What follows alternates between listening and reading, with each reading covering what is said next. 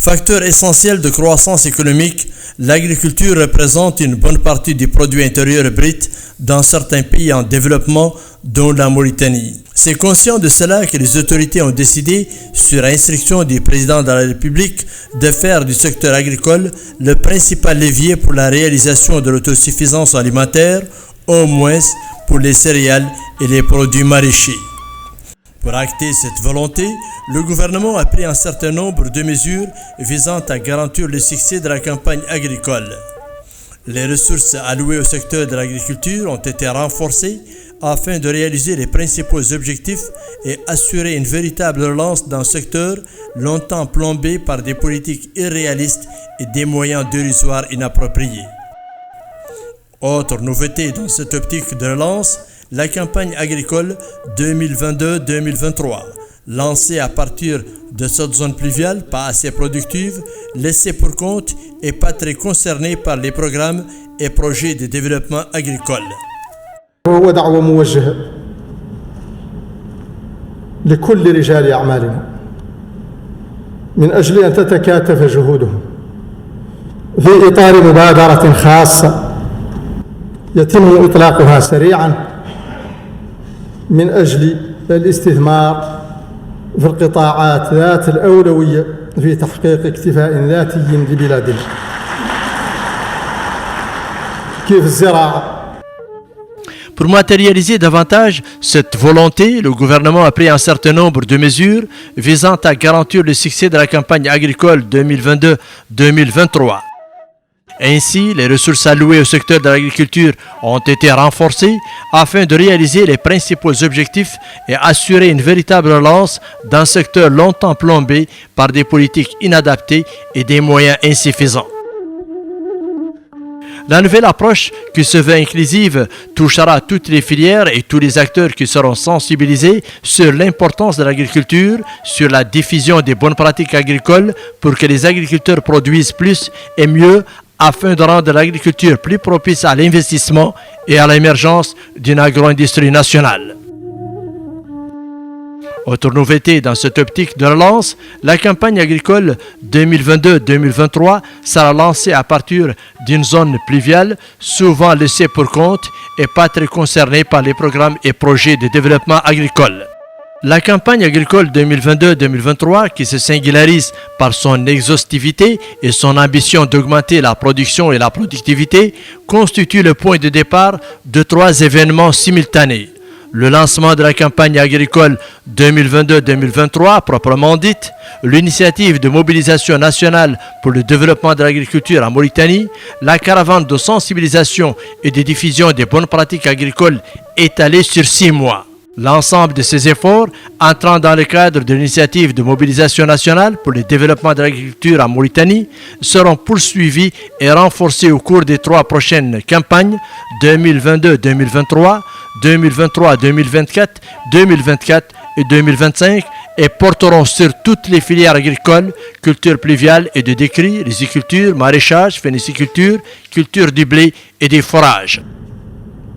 والله بصراحة نتمنى جميعا كموريتانيا أن نرى إخوتنا رجال أعمال في هذه الحملة الزراعية المقبلة كونوا مشاريع كبيرة تسمح باكتفائنا الذاتي في مجال الخضروات مثلا وتزيد من مستوى اكتفائنا الذاتي في مجال الحبوب. Au niveau des cultures pluviales, en dépit d'un important potentiel, celles-ci restent marquées par des pratiques et des modes de vie traditionnels qui limitent leur essor et leur modernisation. Les agriculteurs continuent de privilégier pour les cultures pluviales les vieilles pratiques des semis et labour à la main ou par traction animale. Ils utilisent toujours des pratiques ancestrales dans leur lutte contre les ennemis des cultures et dans la récolte. Ce travail pénible et fatigant donne des rendements faibles, offre peu d'opportunités d'emploi, surtout pour les jeunes, favorisant ainsi l'exode rural.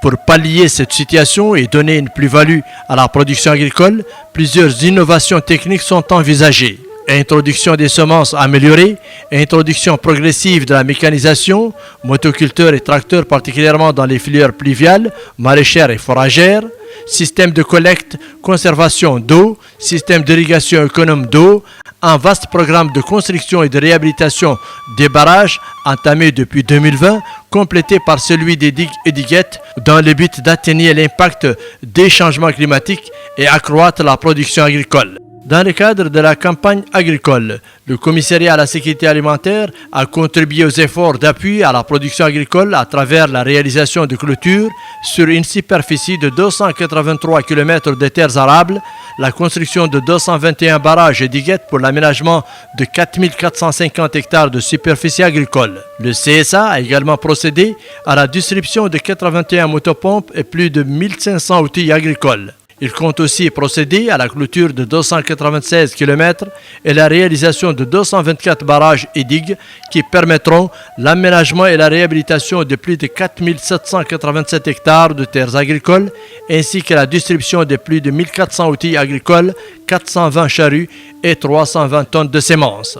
Par ailleurs, le département de l'agriculture, à travers la société SNAT, a réalisé un vaste programme de construction de barrages au niveau des Dohod, la Saba, le Tagant et la Drar. Ces infrastructures agricoles permettront d'accroître la production agricole quand on sait qu'elles répondent aux vieilles doléances des populations concernées. Les barrages rendus opérationnels dans ce cadre contribuent largement à lutter contre l'insécurité alimentaire, particulièrement dans les zones à faible précipitation telles que Wadan, dont 2 barrages essais ont été réalisés en 2021. La protection des cultures contre la divulgation des animaux, renforcement des dispositifs de lutte contre les ennemis de culture par le recours aux nouvelles technologies, notamment les drones et les méthodes de lutte alternatives. L'utilisation des filets de détonateurs et le dénichage constituent des méthodes de lutte mécanique contre les oiseaux granivores auxquels une attention particulière sera accordée.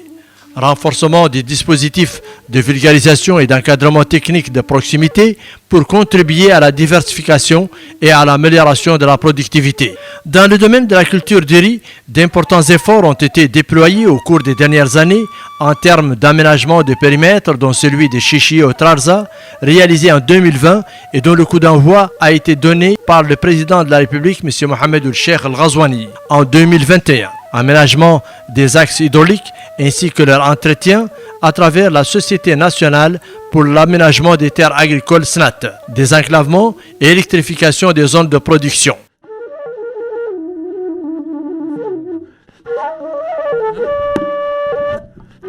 Les performances enregistrées dans les domaines du matériel végétal, du machinisme agricole, le respect des calendriers culturaux et les volumes des investissements dans ce domaine ont contribué de manière significative à l'amélioration de la production nationale. Davantage d'usines de décortiquage de grandes capacités ont été installées et ont commencé à fournir aux consommateurs un riz de qualité. Grâce à ces efforts, le riz mauritanien est devenu un produit de qualité très prisé par les consommateurs.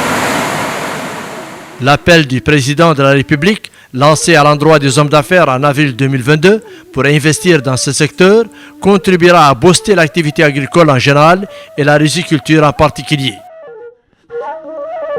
Quant à la filière maraîchère, celle-ci est confrontée à des conditions écologiques particulières qui limitent la production et à des comportements et modes de vie des agriculteurs qui rendent incertain l'approvisionnement et la commercialisation des produits maraîchers.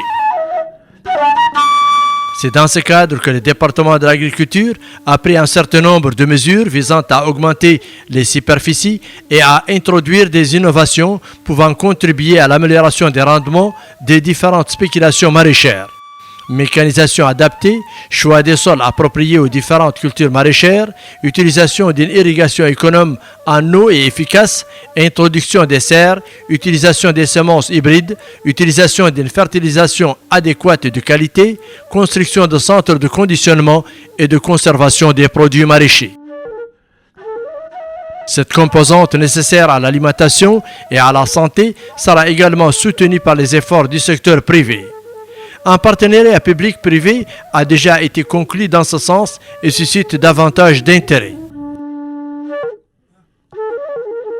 S'agissant de la culture du palmier dattier, présente dans les wilayas de la Drar, du Tagant, de la Saba et de Dohod, celle-ci a subi de plein fouet les effets néfastes des changements climatiques. Asséchés par manque d'eau, des milliers de palmiers ont disparu et la production de la datte est de plus en plus réduite.